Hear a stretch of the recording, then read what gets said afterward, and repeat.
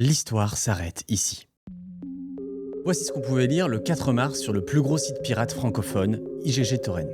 Un message sobre qui tranche avec le séisme qui vient pourtant de se produire. Car YGG était incontournable, un site où on pouvait évidemment télécharger un catalogue classique de torrent, mais aussi trouver des pépites bien françaises. Bien évidemment, on parle ici d'un site illégal et d'une pratique qui l'est tout autant. Et pour tous les criminels qui allaient dessus, ça avait l'air super bien en tout cas, de mon point de vue extérieur. Sauf que du jour au lendemain, la lumière s'est coupée chez YGG. Dans la nuit du 3 au 4 mars, plus aucun accès au site. Alors on cherche un joli écusson de la cyberpolice et de toutes les autres agences qui auraient contribué à faire tomber ce titan, et pourtant, on ne trouve rien. Car si YGG est tombé, c'est à cause d'un hack bien sale et assez cocasse. À la manœuvre, un certain Grolum, qui vient sûrement de marquer à lui tout seul une page du piratage français, et qui a eu la bonne idée de documenter tout ça, ce qui va nous permettre de couvrir toute cette affaire. Et vous allez voir, pour raconter l'histoire d'YGG, en tout cas tout ce qui est racontable, on a eu la chance de s'entourer de beau monde. Quand t'as le monopole, qu'est-ce qui t'empêche d'imposer tes règles? Mon but, il est ni financier, ni basé sur la reconnaissance ou l'ego. Le but, c'est uniquement destroy. Il sait qu'il est identifié et que ses actes auront des conséquences.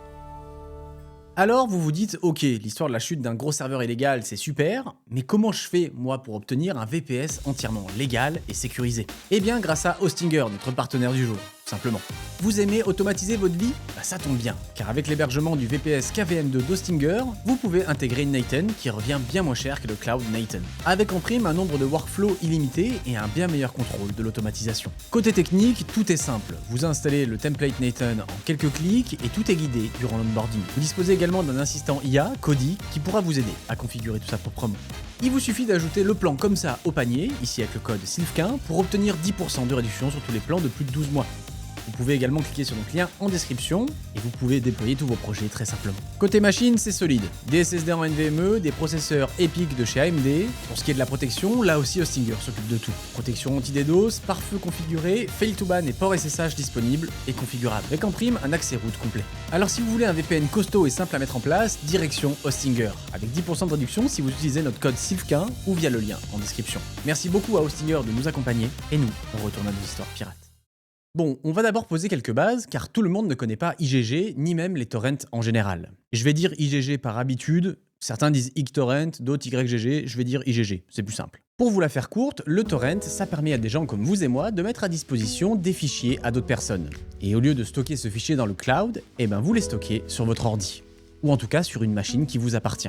Tant que vous partagez un fichier et que votre machine est accessible, vous êtes ce qu'on appelle un seeder. Ça veut dire que d'autres personnes peuvent venir télécharger ce même fichier sur votre ordinateur. Ceux-là, on les appelle les leechers. Oui, des sangsues. Mais qui deviennent directement des seeders et qui le resteront, on l'espère. Car maintenant, eux aussi, ils ont votre fichier. Tout ça crée donc une sorte de cercle vertueux où toute une communauté peut partager un même fichier à tout moment. Et tout ça sans dépendre de serveurs externes.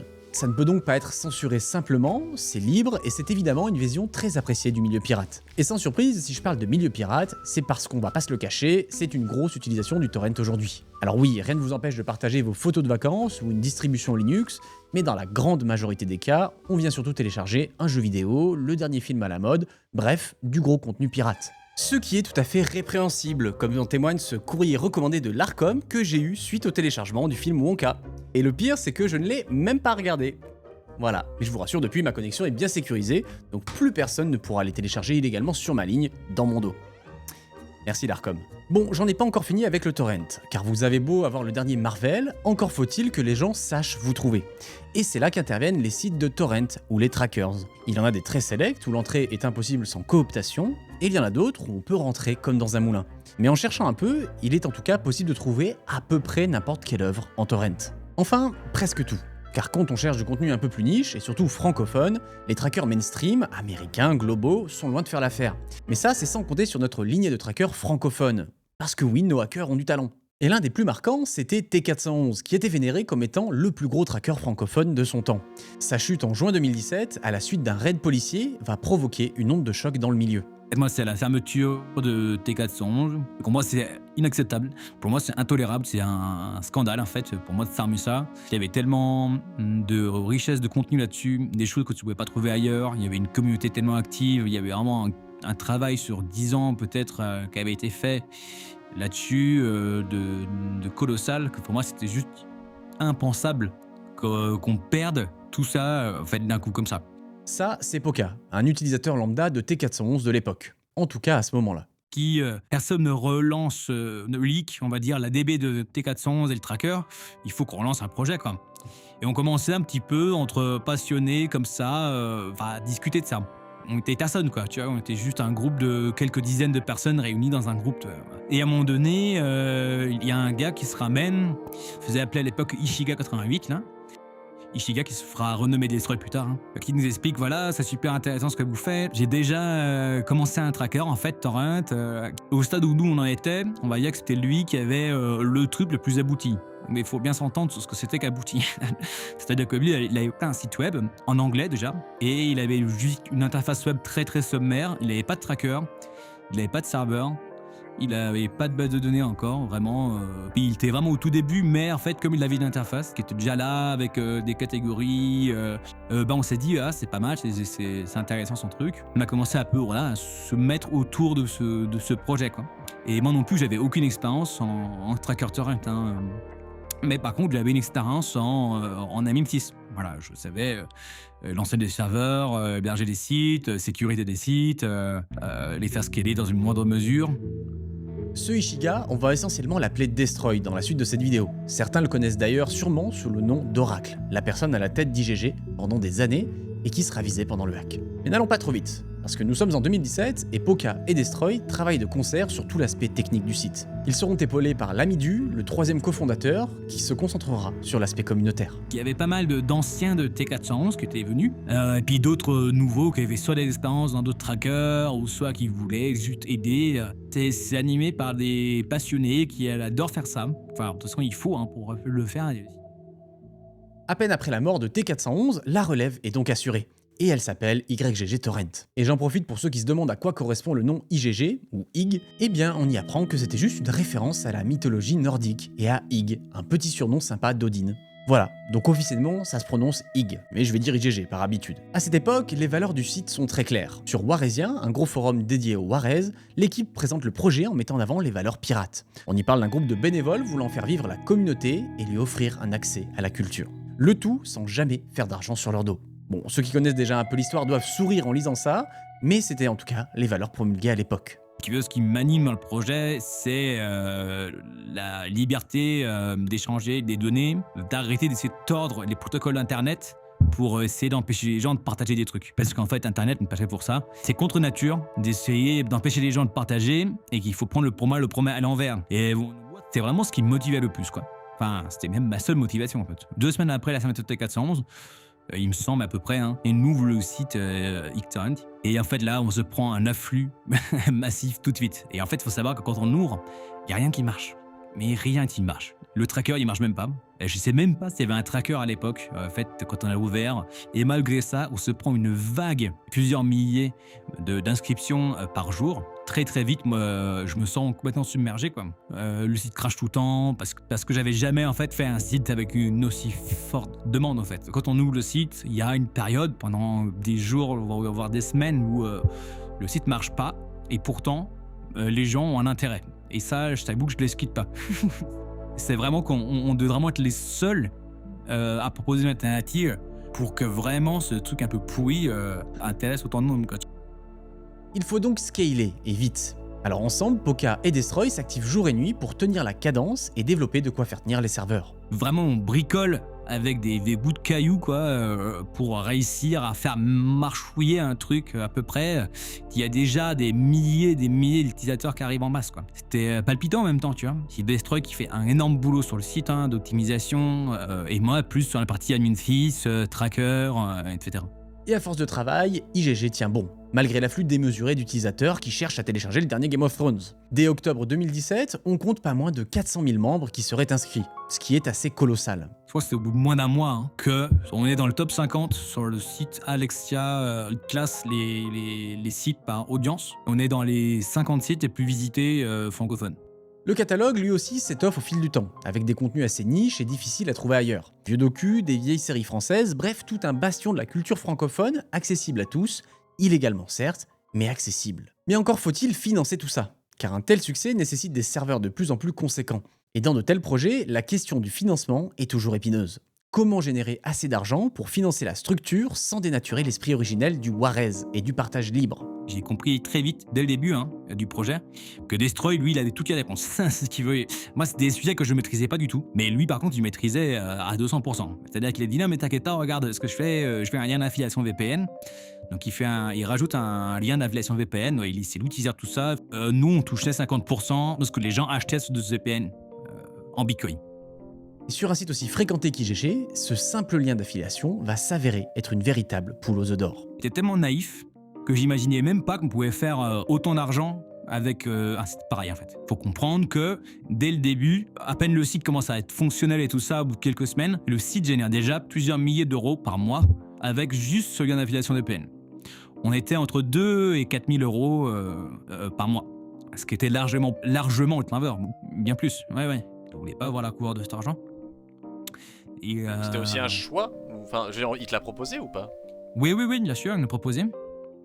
Il m'a proposé à moi et à la Midou. Mais voilà, on a refusé parce que on voulait pas. Bref, c'était trop risqué. Le pactole revient donc à Destroy, qui est encore jeune à l'époque. Alors qu'il entre dans sa vingtaine, le voici propulsé à la tête du plus gros site de torrent français, à générer des revenus déjà importants et qui vont exploser.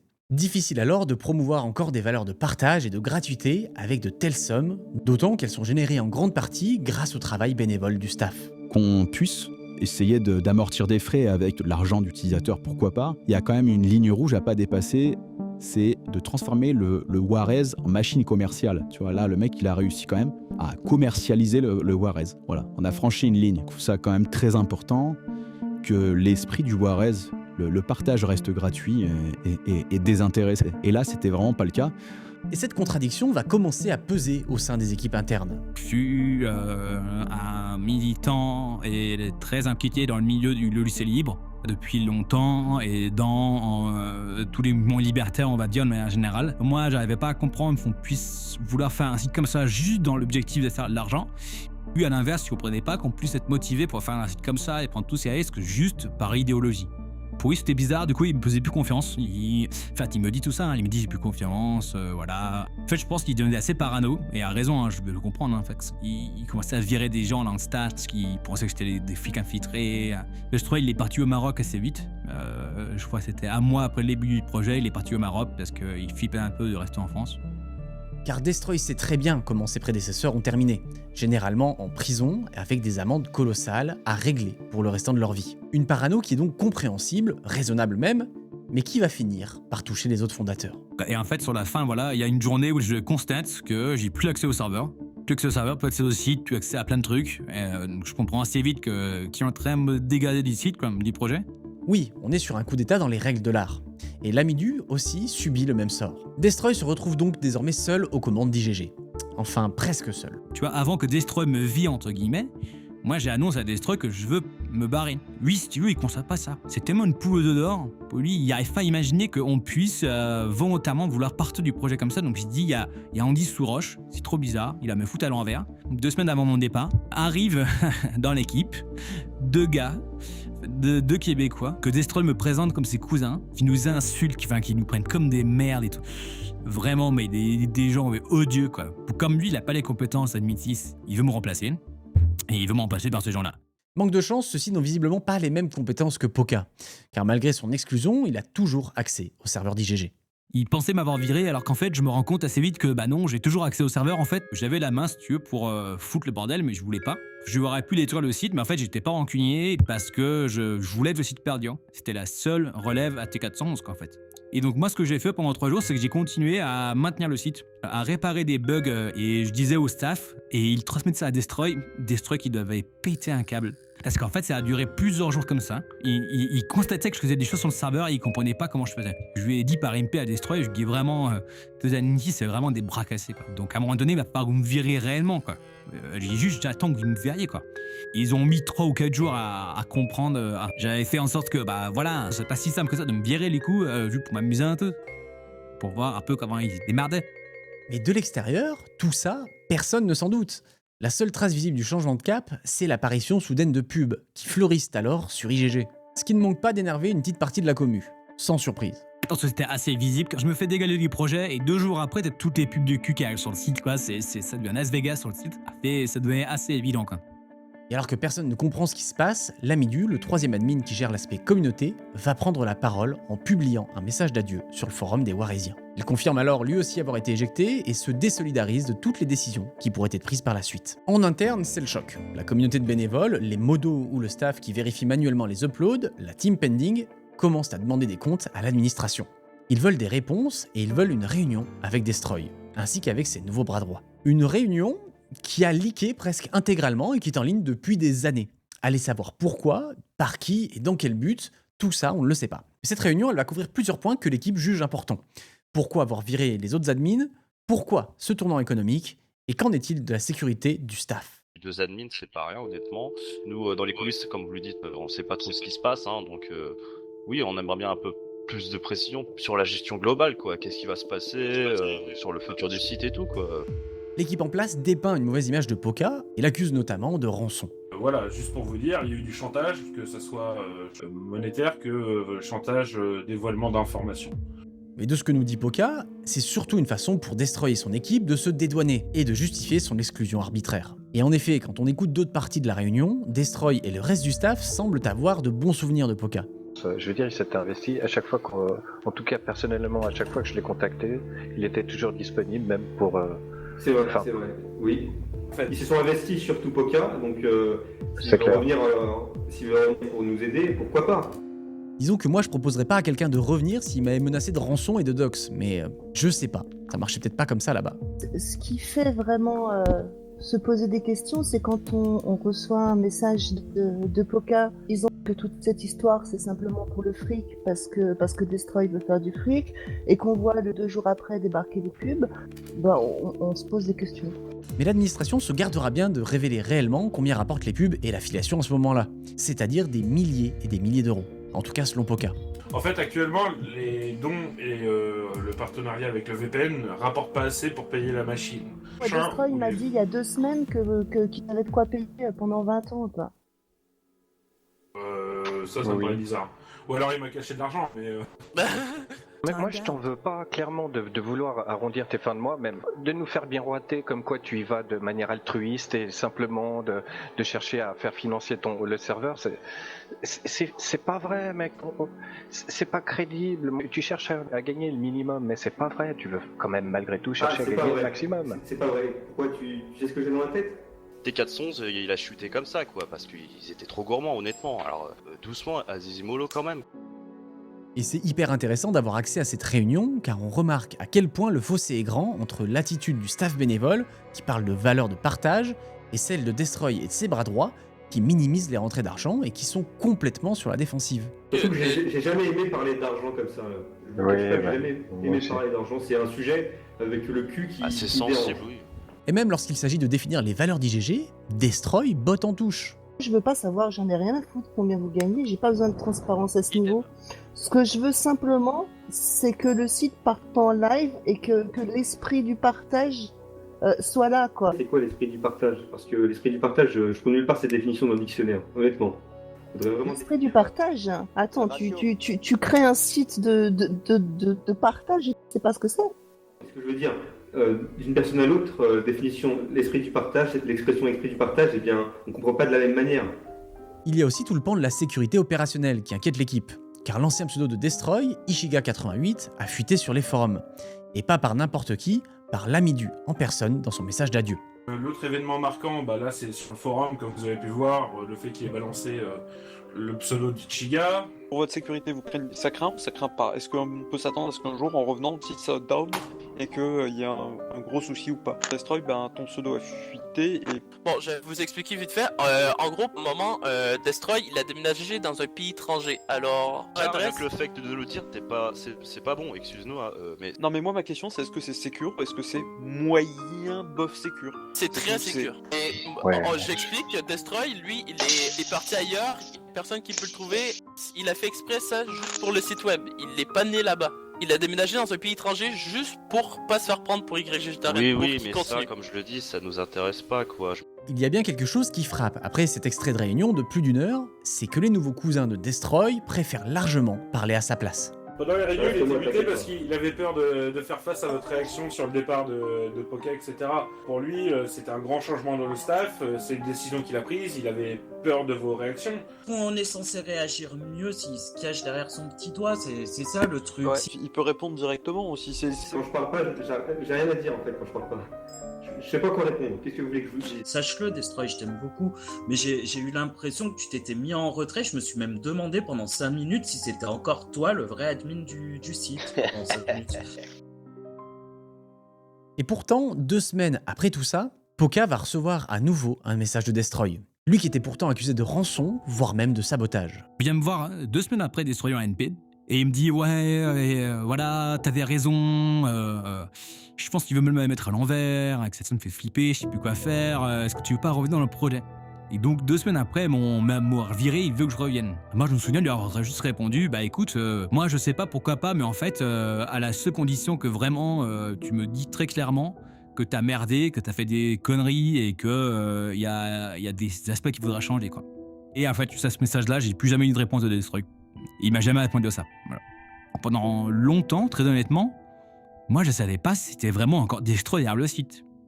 Moi je me demandais, est-ce que je ne s'est pas fait dégager par ces 2 mecs-là parce que il y avait tout qui me faisait penser ça en fait, tu vois. Quelques mois plus tard, en mars 2018, IGG annonce publiquement sa vente. Toute l'administration se retire, prétextant des accords et surtout d'importants soucis de santé de l'un de ses membres. Sans trop comprendre d'où ça sort, le site aurait donc été cédé à une nouvelle équipe anonyme contre une compensation financière inconnue. Et la communauté n'aura pas plus d'infos à ce sujet. Alors est-ce que Destroy se serait fait arnaquer par ses nouveaux partenaires, ses cousins, ou est-ce que c'est juste une façon de brouiller les pistes? Ça, impossible à dire à l'époque. J'y crois moi, tu sais quoi, je me dis, c'est possible.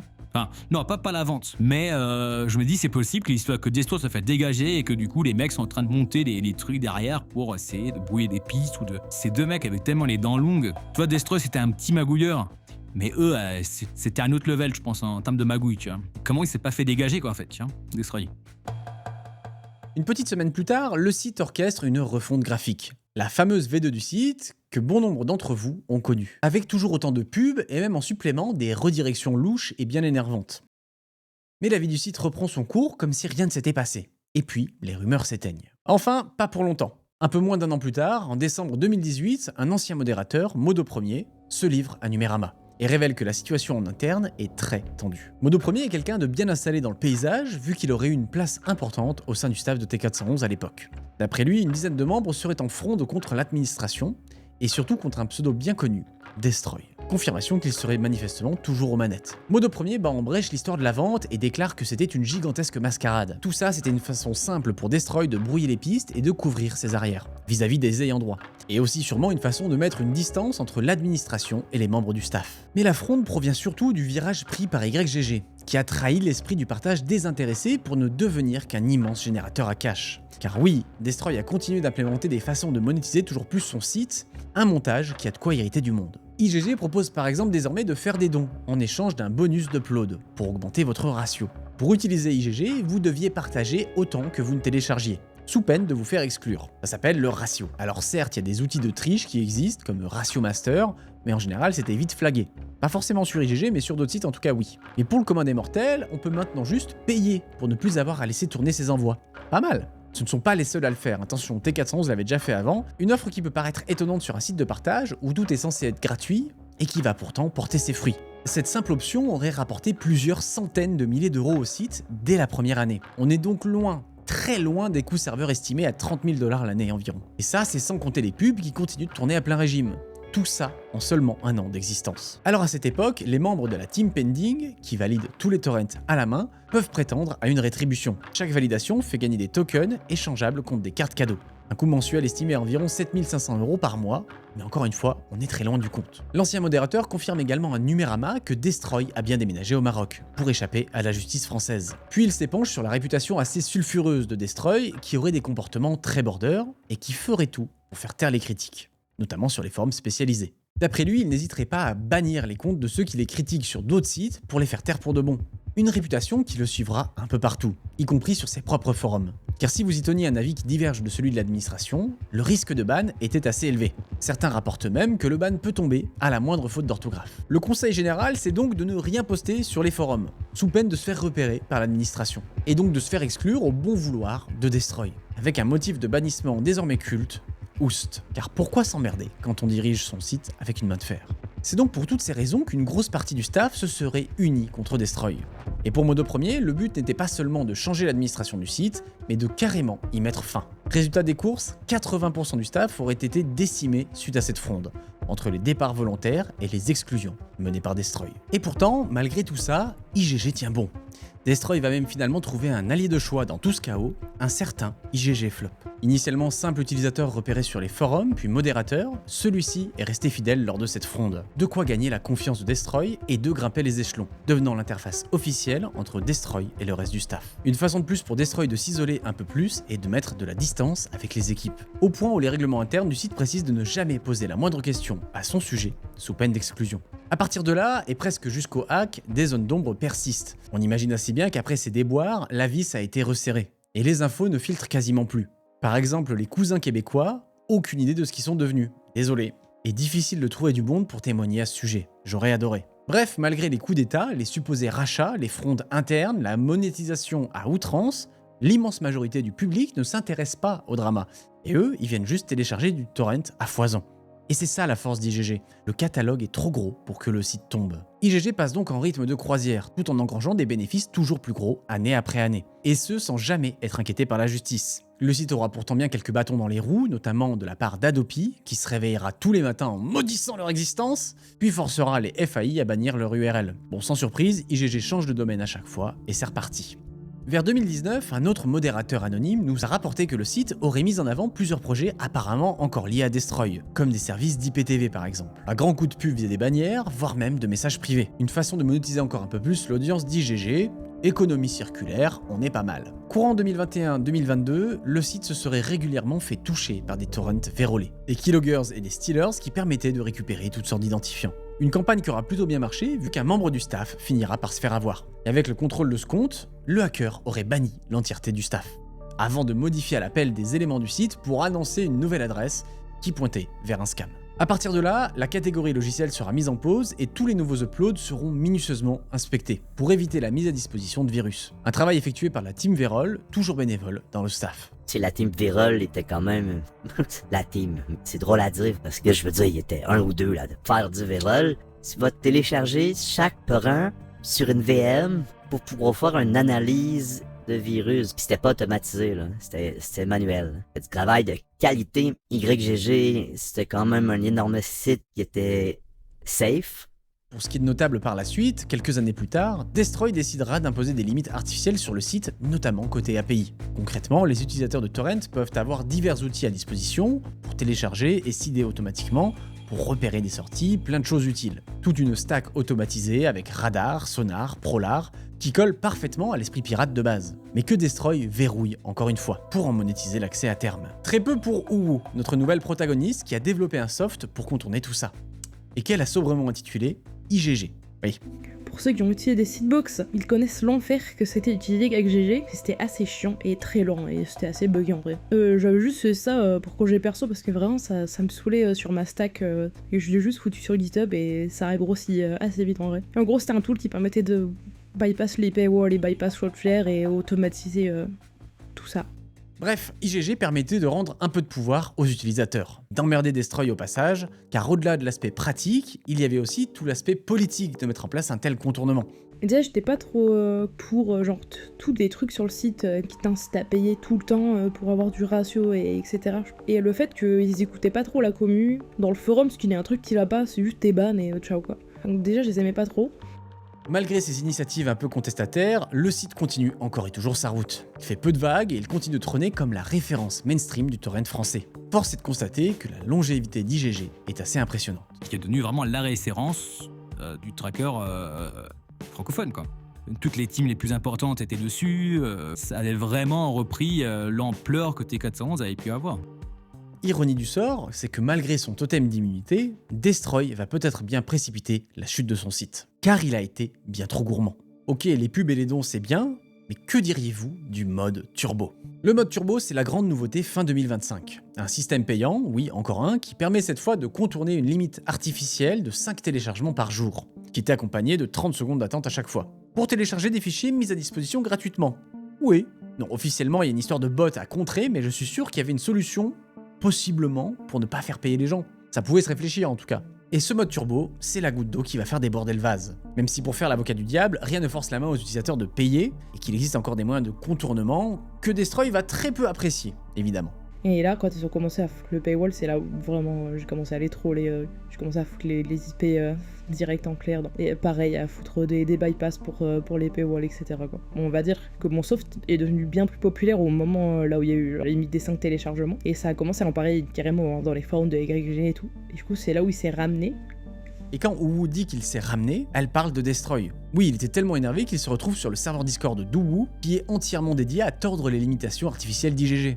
En gros, il a prouvé que c'était vraiment lui en ajoutant une page cachée sur le site de YGG.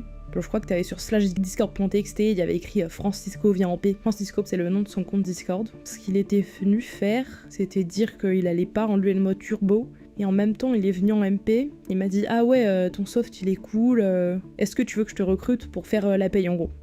Une API que Destroy voulait développer dans le seul but de la monétiser, encore une fois, et d'empêcher les autres softs de contourner ses propres limites.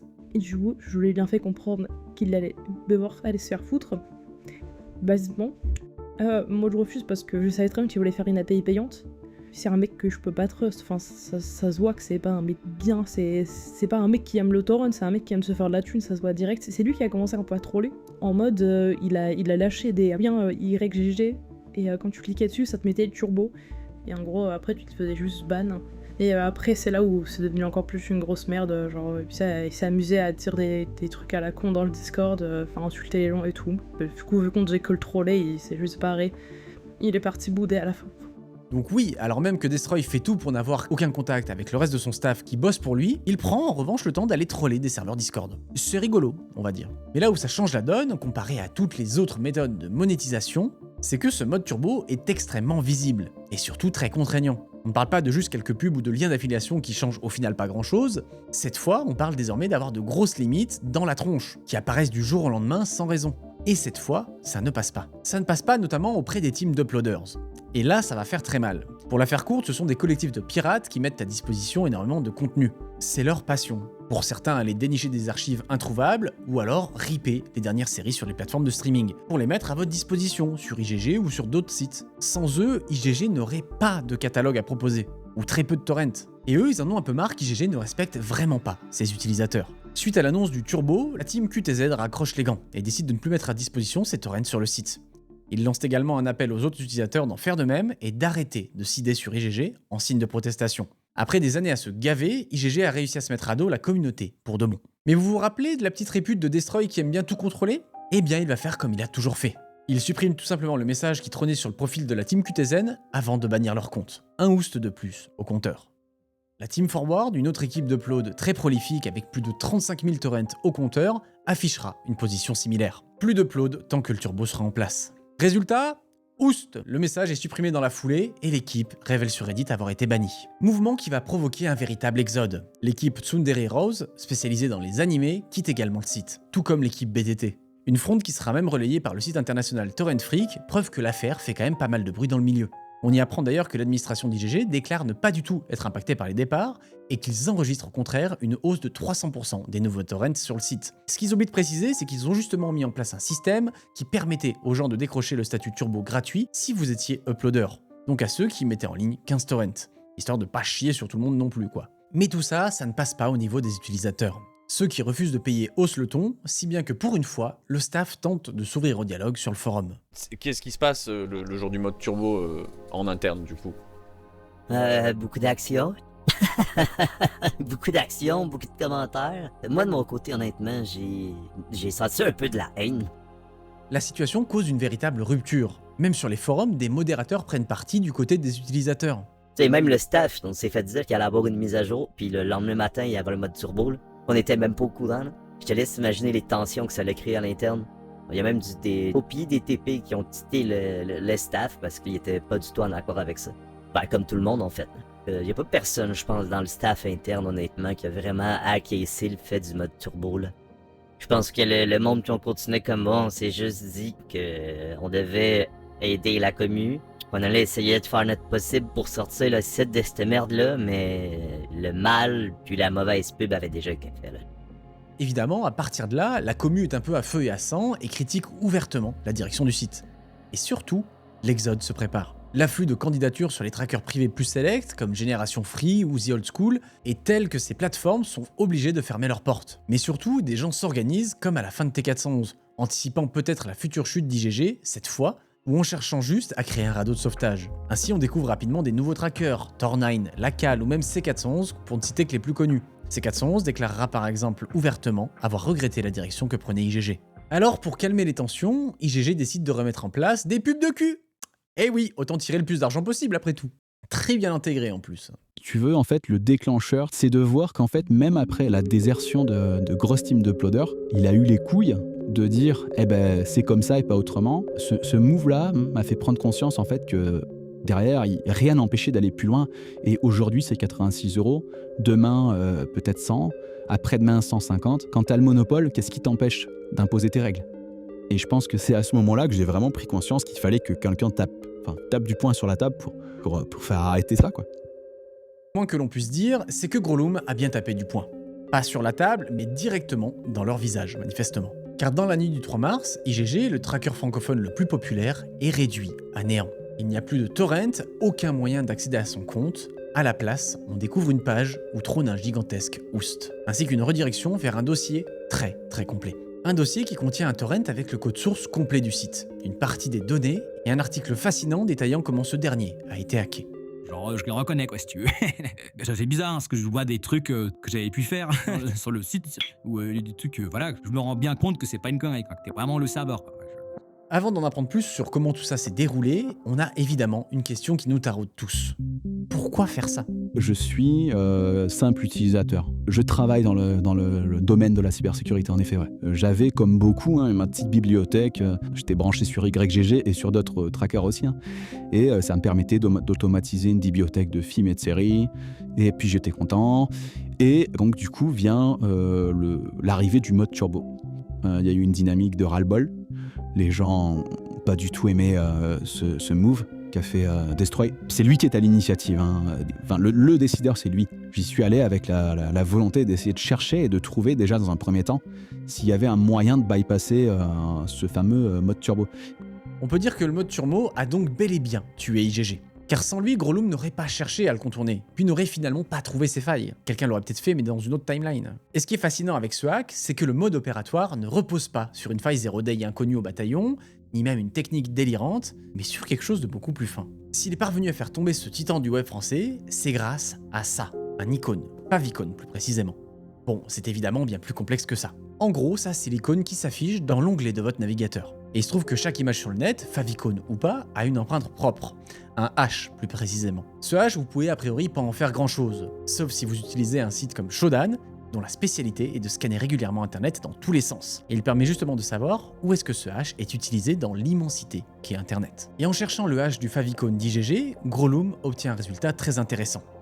Il tombe sur une adresse IP d'un serveur qui n'est pas censé être exposé publiquement. Plus précisément, le serveur de pré-production d'IGG. Je me suis dit, tiens, j'ai un Windows sur Internet, ça peut être intéressant de le scanner. Le résultat du scan, en fait, avec les 13 ports ouverts, les services qui tournent, j'ai tout de suite vu, en fait, par expérience, que ça allait être intéressant derrière. Et je suis allé regarder. Je suis très rapidement tombé sur le mot de passe de la base de données principale du tracker, qui était en dur, en l'ex-futur projet d'API.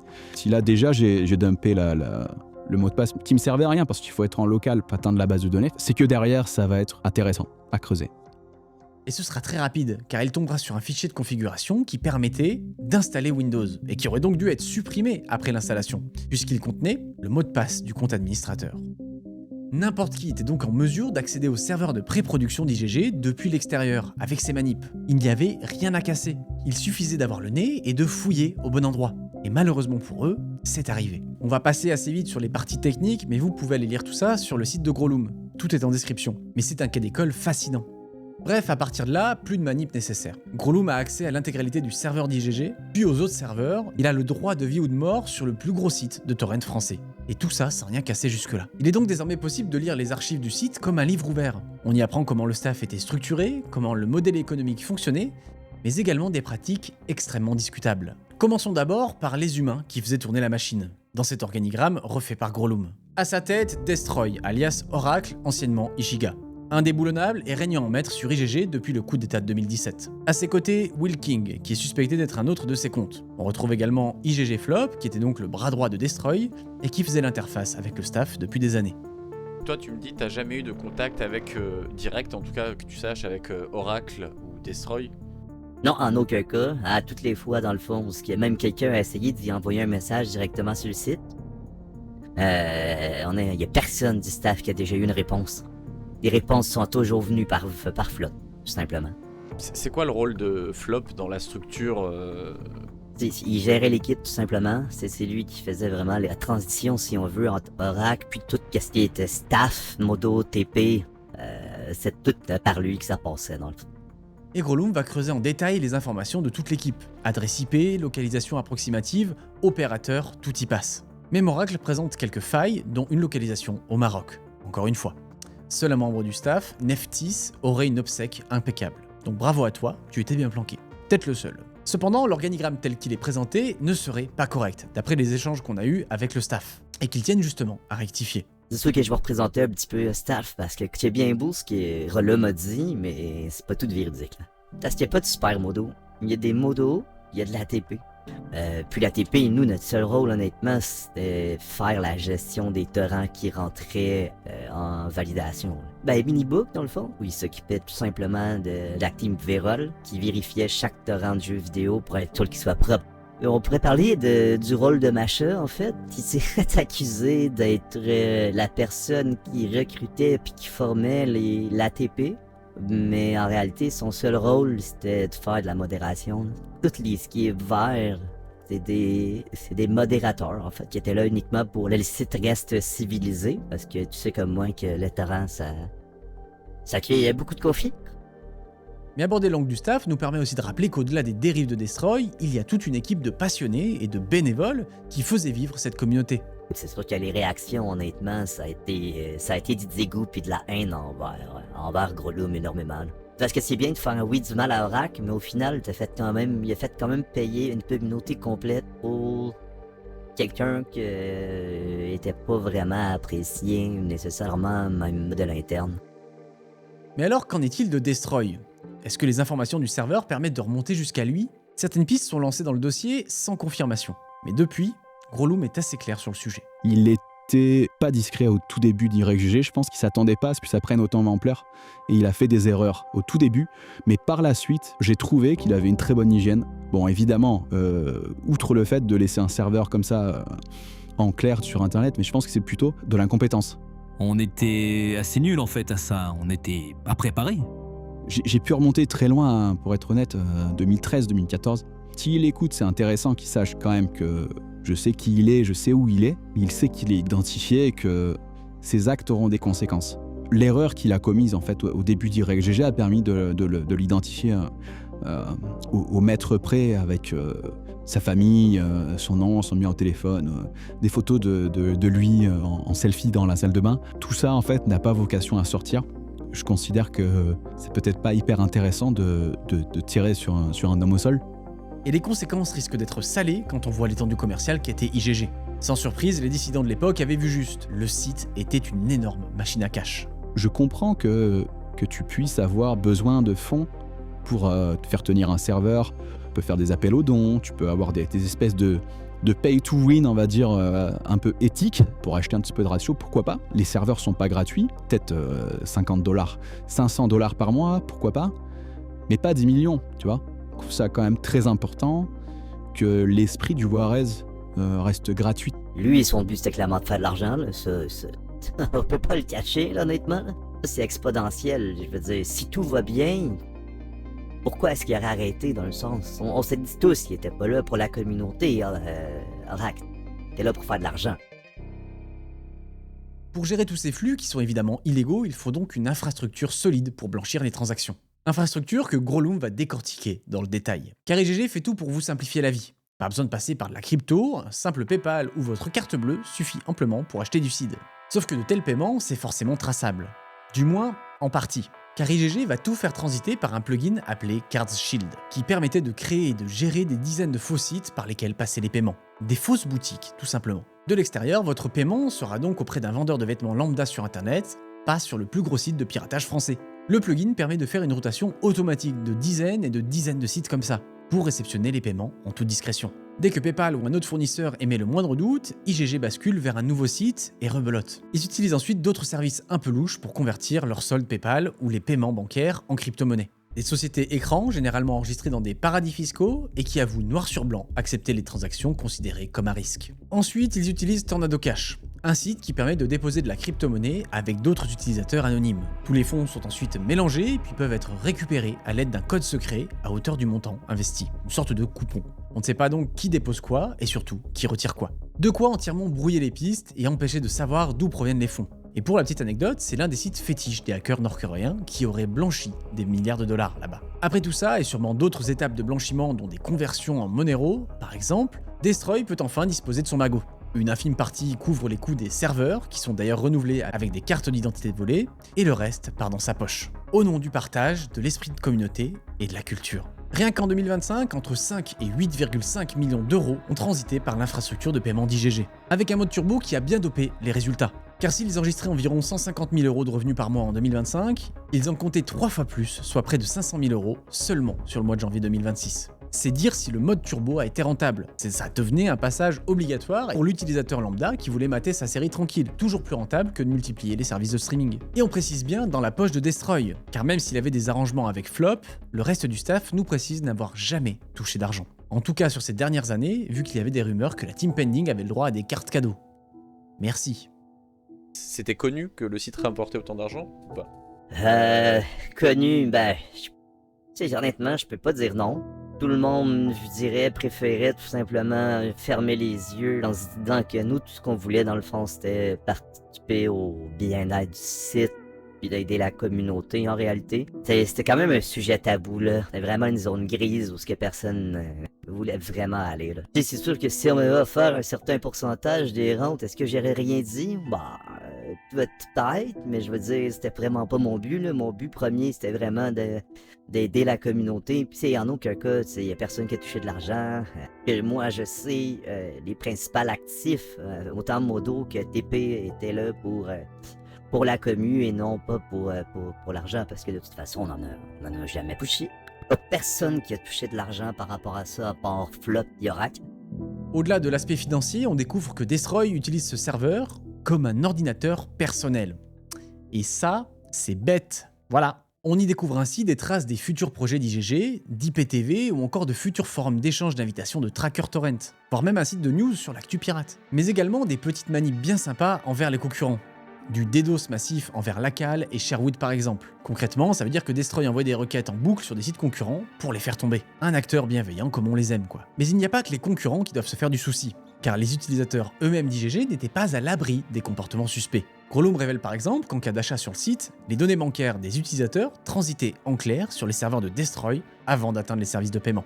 Un mécanisme d'interception très curieux, bien que les données n'aient pas été stockées visiblement sur les serveurs d'IGG. Et même sans rentrer la moindre donnée bancaire, vous étiez traqué. Notamment via un petit script qui tournait silencieusement à chacune de vos visites et qui scannait la présence d'un wallet crypto sur votre navigateur. En cas de détection, vos infos étaient stockées avec IP, date de visite, type de wallet, bref, un joli souvenir de votre passage. Alors pourquoi est-ce que Destroy mettait tout ça en place? Difficile à dire. Peut-être pour assurer ses arrières et lancer un autre projet criminel, ou juste pour le plaisir de fliquer au maximum ses utilisateurs. On ne saura jamais. Bref, voilà le genre de perles que Grolum a donc pu révéler au grand jour. Et si on prend un peu de recul, c'est fou d'avoir accès à tout ça. On peut lire, accéder, comprendre le fonctionnement interne de ce qui fut l'un des plus gros sites de torrent français. Et après avoir récupéré toute cette data, Grolum est prêt à détruire IGG. Il y a un moment où tu appuies sur le bouton pour tout péter. Comment ça se passe? Comment tu prends la décision de le faire à tel moment? Et qu'est-ce que tu ressens à ce moment-là? Parce que tu sais qu'il n'y a pas de retour en arrière ensuite. En fait, j'avais déjà préparé des petits scripts dormants, comme une bombe en fait, une bombe logique qui s'est activé avec une commande. J'ai été obligé de faire ça parce que comme il y avait plusieurs serveurs, je voulais lui couper la patte, comme ça qu'on dit en langage un peu technique, couper la patte définitivement de tous les serveurs pour pas qu'ils puissent claquer soit une sauvegarde, soit un réplica ou autre. Donc il fallait que ce soit synchronisé. Donc en fait, ça a été une explosion en chaîne, un script qui a effacé complètement Windows et qui a effacé aussi le bootloader. Pour reprendre la main sur ta machine, tu es obligé de réinstaller carrément l'OS et encore reformater le disque pour remettre des partitions OSM. Tous les serveurs de réplication et de backup, je crois qu'il y en avait un de backup et un de réplication, pareil, ils ont été effacés. Le tracker principal, donc wipé aussi. Et en dernier, le front-end, le serveur web, lui, il a été supprimé, mais il est quand même resté un mini serveur web pour quand même afficher la page Oost. Donc c'est pas un bouton, mais presque. En fait, les scripts étaient là, dormants. Ils ont été déclenchés à une heure précise, quand on avait pris la décision de le faire, et quand on avait récupéré assez de matière, moi, pour faire mon rapport, et les collègues pour faire fonctionner le tracker de substitution. Comment on sent à ce moment-là quand on appuie sur le bouton ? Alors un petit peu d'adrénaline parce que on veut que les choses soient bien faites. Ces heures passées, ces jours passés derrière à investiguer, à discuter, à mettre en place tous les scripts. On n'avait qu'un essai et surtout que je venais de me faire détecter sur le serveur de dev. Je l'ai pas mis dans le leak. J'avais créé, si tu veux, un compte administrateur de backup et celui-là a été shooté. Heureusement, j'avais mis des persistances de secours.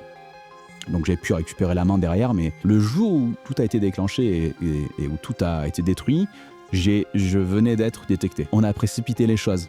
Cette détection-là a fait qu'on a précipité les choses.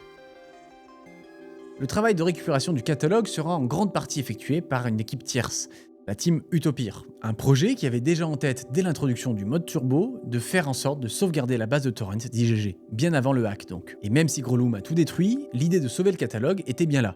Ce qui a permis de monter des plateformes décentralisées comme IGG gratis. Ils étaient méfiants au début, ce que je peux comprendre, ce collectif Utopir. Mais ils ont rapidement accroché et ils nous ont proposé leur aide.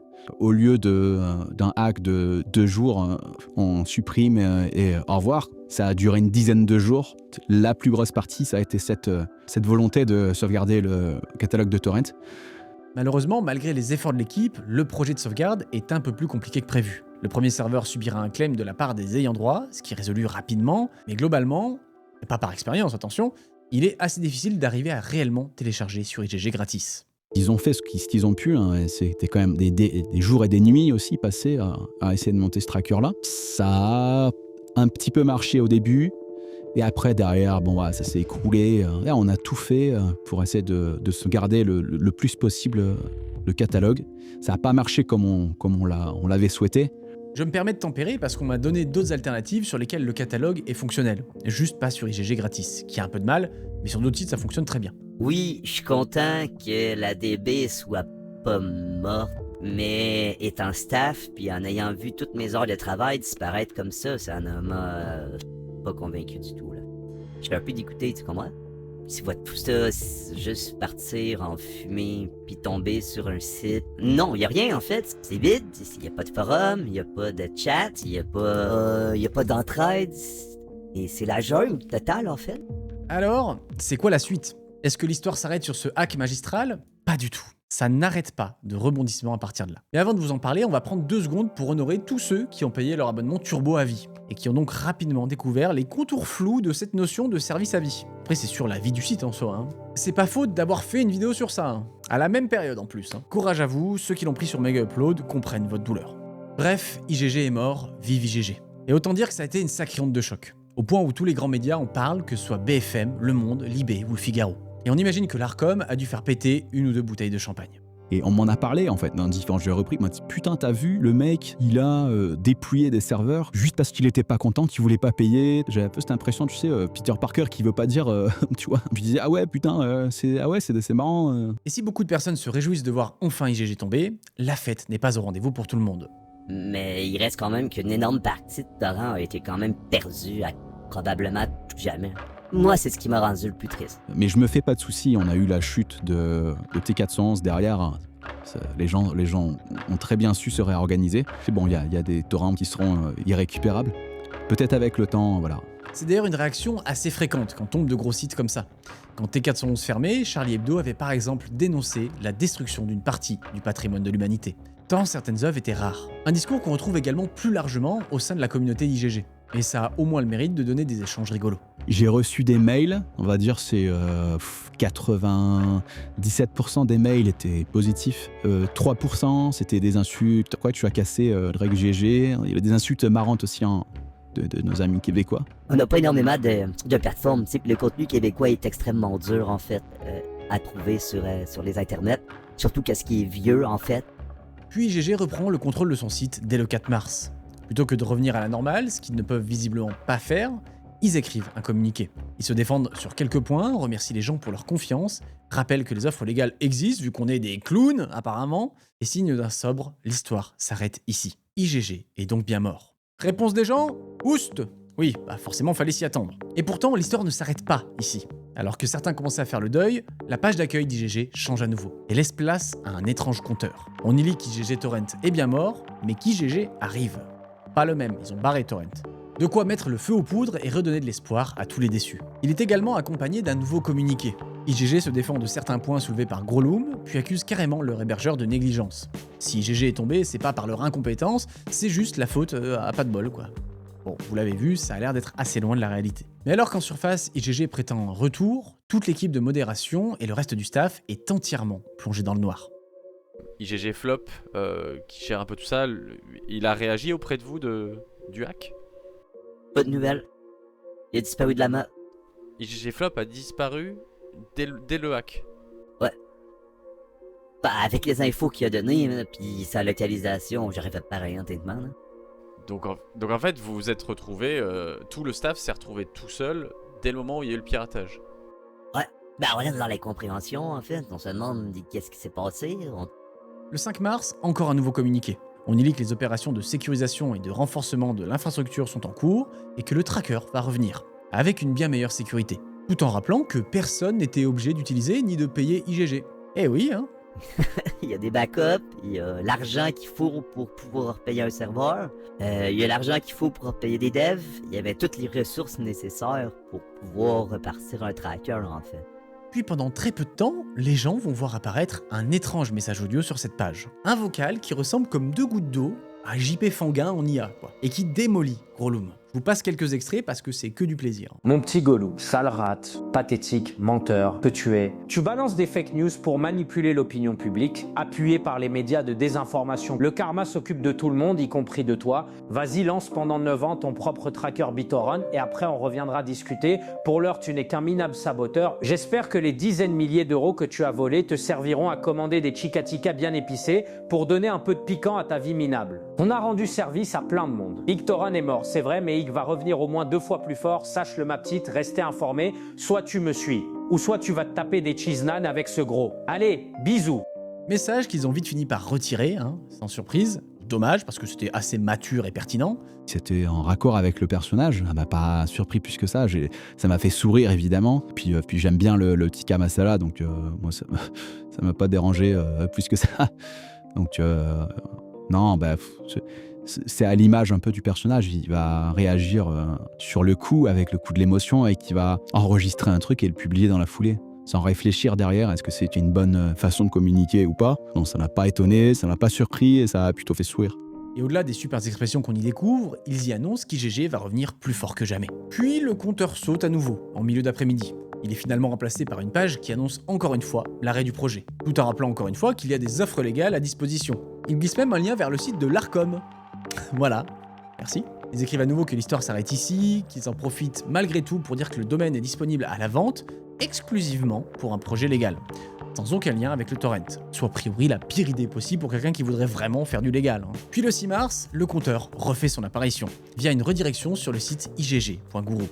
Les plus attentifs repéreront qu'il est désormais possible de choisir sa langue sur le site. L'ambition sûrement de lancer un tracker international et qui pourrait rapporter encore plus. C'est à ne plus rien comprendre en termes de temporalité, il change d'avis toutes les 2 secondes, sauf que le site où est hébergé le compteur se fait down. Pas par des ayants droit, mais pour suspicion de malware. Mais alors, qui a bien pu casser une 2e fois IGG ? Il n'a pas pu ouvrir la dernière version du projet qui était abouti d'YGG, donc c'était YG.guru, parce que on l'en a empêché.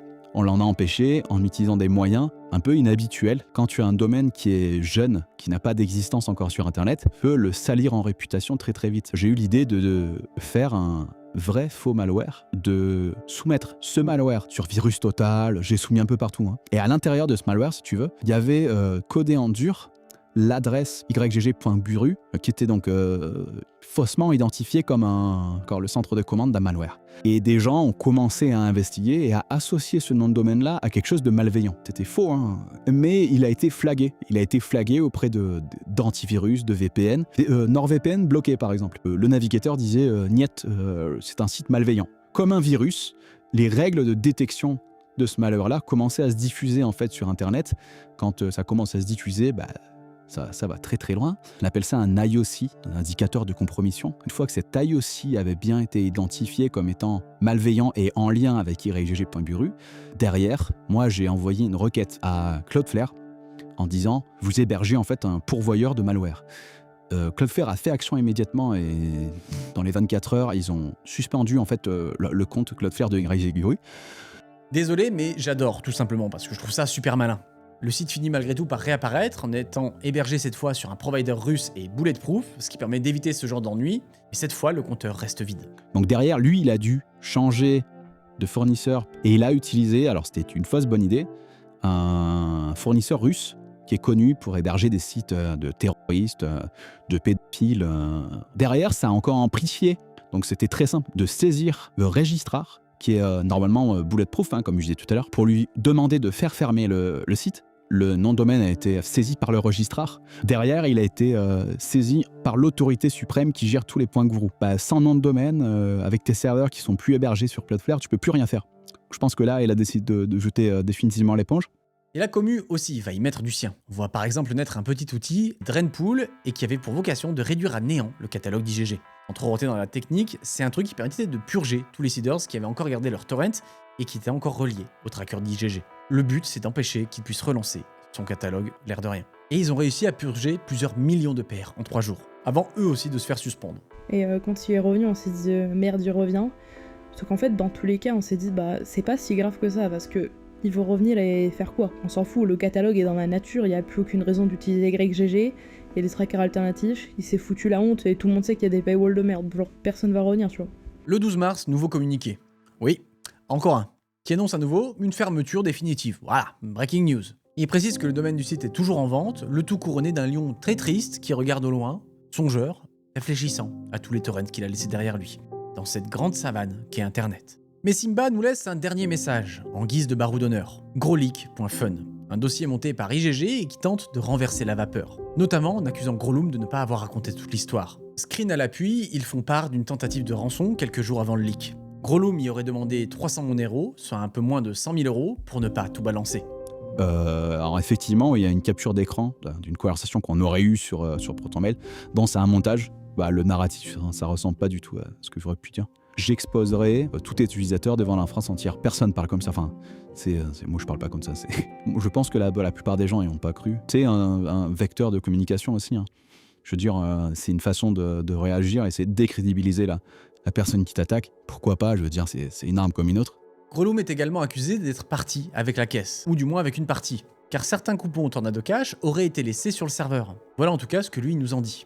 Donc il y avait effectivement ces tickets-là sur le serveur, mais ils avaient déjà été blanchis, c'est-à-dire qu'ils avaient déjà été échangés contre de l'argent. Qu'ils étaient sur le serveur, mais ils étaient vides, si tu veux. Tu vois ? Je crois qu'ils y sont dans le leak d'ailleurs. Après, j'ai regardé s'il y avait des sous dessus. Moi, je suis pas Robin des Bois, je les aurais pris volontiers. Même sur i30, même 40, 50 000, je les aurais pris très volontiers. Pour le coup, tant pis, c'était vide. Ça l'aurait pas été. Ça aurait été évidemment récupéré. Au moins, comme ça, vous savez, c'est pas l'envie qui manquait. Destroy l'accuse également d'avoir créé le ransomware qui pointait vers l'adresse d'IGG Guru. Et bon, là, rien à dire. Growloom l'a déjà avoué avec panache et fierté. Et là, sorti d'un peu nulle part, une belle tentative de dox. Destroy balance en pâture ce qui serait l'identité secrète de Growloom. Et d'après son enquête, il s'agirait d'Uwu. Eh oui, elle est de retour. Alors ça sort d'où? Car Uwu déjà a mis en ligne sur son dépôt GitHub, quelques jours avant le hack, un truc appelé Ciao IGG. Ici on y voit l'IP de pré-prod ainsi qu'une clé d'authentification liée à IGG. Effectivement, c'est louche. Uwu aurait donc eu ces infos avant le hack du 3 mars. Ajoutez à ça que Destroy déteste Uwu, qu'il venait la troller sur son Discord, bannissait les gens qui utilisaient son soft, il y a forcément un petit passif. Mais effectivement, Uwu connaissait déjà Grolum. Et pour Destroy, c'est donc évident. Mais Uwu nie tout un blog sur Reddit. Elle n'est pas Grolum. Et pour le coup, vu qu'on est aussi bien en contact avec Grolum qu'avec Uwu, difficile de voir autre chose que deux personnes bien distinctes. Ça nous a fait beaucoup rire en tout cas. Alors peut-être Uwu un peu moins. En tout cas, moi j'ai bien rigolé. On a échangé et elle m'a été d'une grande aide pour la partie torrent uniquement. Mais non, on n'est pas du tout la même personne. En soi, c'était quand même un peu drôle parce que à la base, en fait, en lisant, je me suis dit « Oh, c'est chiant, il a foutu mon docs complet dedans, un peu relou quoi ». Et en fait, quand tu lis, c'est stupide, en vrai, enfin... Mais Destroy ne s'arrête pas là. Il finira par mettre à jour son article avec une nouvelle section accusant un autre compte, Femboy Code, avec pour seule preuve que sa bio contient Uwu. Donc il a mis à jour sa bio en conséquence. Ça n'a pas pris, je pense que les gens sont assez intelligents pour aller regarder d'eux-mêmes et voir que c'est pas parce que tu as un avatar d'un animé et que tu as un mot dans ton profil GitHub qui est utilisé par peut-être des milliers voire millions de personnes que tu es la personne. On dérive ensuite sur un paragraphe assez lunaire digne d'Enpress, où IGG se met à critiquer le code de conduite d'Utopir, qui est trop woke à leur goût. Ils s'épanchent sur l'idéologie wokiste, font comprendre que ça les emmerde, et signent avec un oust sur cette image. Des propos qui ne manquent pas de navrés, et pour le coup ça colle globalement à des discours tenus par certains admins de l'époque. Je crois que c'est le soir même, j'ai juste fait un message troll sur le Reddit. J'ai quand même reçu une quantité de NT monumentale. C'était des gens qui venaient genre me féliciter en mode waouh, bravo, t'as tué YGG, etc. Et genre je devais juste passer mon temps à dire oui, mais ce n'est pas moi. Contre toute attente, après des semaines de calme plat, le domaine IGG reprend de l'activité. Cette fois pour faire de l'affiliation VPN en réutilisant la charte d'IGG, mais sans aucun site fonctionnel derrière. Difficile de savoir si c'est la même équipe derrière qui profite une dernière fois du trafic pour générer de l'argent. Ce qu'on peut enfin dire, en tout cas aujourd'hui, c'est qu'IGG a fini d'annoncer son retour tous les 2 jours, et qu'une partie de la communauté s'est depuis tournée vers d'autres trackers, avec certains sites qui rencontrent beaucoup de succès. A noter que beaucoup de sites peu fiables semblent aussi profiter de la situation, en ouvrant des sections de torrent qui n'existaient pas jusqu'alors, ou qui font carrément payer l'inscription. On pense notamment à Darky World qui est devenu Hydracker et qui fait payer pas mal de features. Faites donc attention où vous vous inscrivez et n'oubliez pas qu'à la base, le torrent est censé être libre et gratuit. En tout cas, on arrête la chrono ici, on espère que de notre côté, il n'y a pas de nouvelles dingueries qui vont arriver après ce tournage, mais on n'est pas sûr. Sur la suite logique de tout ça, on se demande surtout si les données exfiltrées par Grolum pourront permettre aux autorités de mettre la main sur Destroy. Pas certain que le simple fait d'être planqué au Maroc suffise à le protéger, et ça, l'avenir nous le dira. Et est-ce que tu as collaboré ou est-ce que tu serais prêt à collaborer si l'occasion se présentait avec les autorités? Alors oui, mais avec une grosse nuance. Pour te répondre, oui, j'ai collaboré avec les autorités, mais avec une grosse nuance, c'est que c'est uniquement dans le but d'investiguer sur les admins. Moi je suis utilisateur aussi, hein, donc bon, ça serait un peu con de... Le but c'est uniquement Destroy. Sans surprise, on a tenté de contacter Destroy par de multiples emails, mais sans succès. Ce qui est certain, c'est qu'IGG aura malgré tout marqué l'histoire du torrent français, et qu'il aura été une ressource extrêmement précieuse pour bon nombre d'utilisateurs, malgré tous les problèmes et la gestion hasardeuse de Destroy à sa tête. Mais il y a 2 façons de prendre part à un site comme IGG en tant qu'utilisateur. Venir télécharger et repartir, ou bien prendre le temps de parler aux gens, d'aider à créer et d'intégrer une vraie communauté. Il y a ici des milliers et des milliers d'heures de travail, des discussions, des amitiés entre membres, animées par le staff, bénévoles pour la plupart, et ils ont fait ça pendant des années sans rien attendre en retour. Perdre IGG, c'est perdre du contenu, mais aussi une communauté. En enquêtant sur lui, finalement, tu vois, tu te rends compte que le mec, c'est pas forcément un mauvais bougre, et je sens que cette volonté qu'il avait de dire « Hey, regardez ce que j'ai réalisé », c'est aussi une réponse à tout son historique où il a été quand même plusieurs fois humilié. Tes projets marcheront pas, ce que tu fais c'est de la merde. C'est en 2013-2014. Il avait des petits projets de jeunes adolescents. Il était très moqué, on va dire, par une communauté. C'est un jeu vidéo, c'est Dofus. Hein. Il était très souvent attaqué, moqué et tourné en dérision sur des petits projets qu'il lançait avec toute l'âme que peut mettre un adolescent dans des projets qui parlent de jeux vidéo, tu vois. Donc j'ai quand même développé une sorte de... pas d'affect, mais je comprends le fait qu'il ait souhaité prendre une revanche sur ceux qui n'ont pas cru en lui et qu'il ait derrière les yeux plus gros que le ventre malgré tout ce que j'avais pu dire là, on a tellement bossé ensemble pendant 6 mois, malgré tout ce qui s'est passé, je garde une certaine affection pour lui, même si on ne se connaît pas, pour tout ce projet qu'on a pu monter ensemble en fait, et toute cette énergie qu'il a donnée, même si c'était motivé par des raisons financières, pécuniaires et tout ça, tu vois, je peux pas m'empêcher de me dire que à l'époque il avait 20 ans et que c'était un petit magouilleur. Juste que malgré tout ce qui s'est passé en fait, et que tout ce que les gens peuvent penser de lui, je garde une certaine tendresse pour les souvenirs que j'ai de ses débuts du projet. On se complétait le lien et tout ça, enfin il y avait vraiment... C'était une belle expérience quoi. C'est quelqu'un qui juste a capitalisé massivement sur le principe même de partage. Il a fini avec 12 millions au Maroc. Pour moi c'est juste une merde en vrai. Honnêtement, c'est juste ça que je trouve un peu dommage comme fin. Je trouve qu'il a quand même un peu gagné dans le fond. C'est vrai, mais en même temps, c'est quoi la bonne fin? C'est qu'il parte en prison? Non, je pense pas. En fait, la bonne fin, elle est déjà morte il y a des années, je pense, mais bon. Il aurait fallu couper IGG bien plus tôt? Ouais, avant que la machine à cash devienne exponentiellement plus grosse. Ça a fait du mal au torrent, je trouve. Honnêtement, je pense même pas qu'il va regarder les vidéos. Il doit avoir déjà les 2 pieds dans le sable, puis à vivre sur les millions qu'il a déjà blanchis, notamment. Il a eu les yeux pour le ventre quoi. Enfin voilà, moi après je suis pas dans sa tête, je le connais pas. Hein. Je serais curieux de savoir à quoi ressemble sa vie, est-ce qu'il est heureux, est-ce que ça valait le coup de faire tout ça? Parce que vraiment ça en valait la peine quoi. Et je me demande si malgré le fait qu'il a fait tout ça pour le fric, je me demande si malgré ça, est-ce qu'il a trouvé une sorte de satisfaction, d'intérêt communautaire quand même un peu, à faire un truc de se sentir un petit peu utile quand même, quelque chose quoi.